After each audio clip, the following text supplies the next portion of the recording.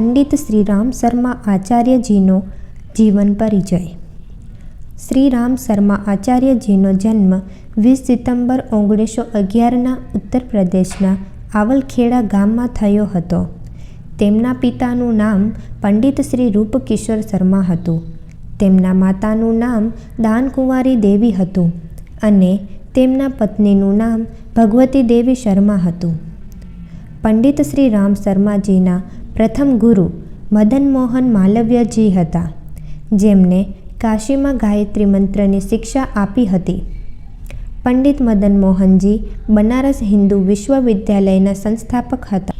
શ્રી રામ શર્માજીના આધ્યાત્મિક ગુરુનું નામ સર્વેશ્વરાનંદજી હતું, જેમને પોતાના પ્રથમ દર્શન વસંત પર્વના શુભ દિવસે આપ્યા હતા. ત્યારે શ્રી રામ શર્માની ઉંમર 15 વર્ષની હતી.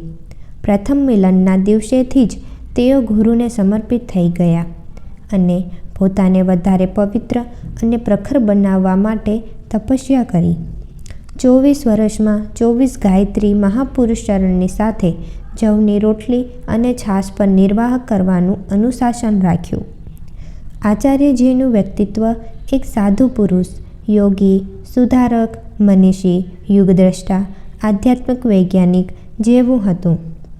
તેઓ જાતપાત કે ઊંચ નીચની વાતમાં વિશ્વાસ ન રાખતા હતા. દુઃખી, રોગથી પીડિતોની તે સેવા કરતા. આચાર્યજી ભારતના એક યુગદ્રષ્ટા મનીષી હતા, જેમણે પોતાનું સમગ્ર જીવન સમાજની ભલાઈ તથા સાંસ્કૃતિક ઉત્થાનના માટે સમર્પિત કરી દીધું. આધુનિક સાથે પ્રાચીન વિજ્ઞાન અને ધર્મનું જોડાણ કરીને આધ્યાત્મિક નવચેતનાને જગાડવાનું તેમણે કામ કર્યું.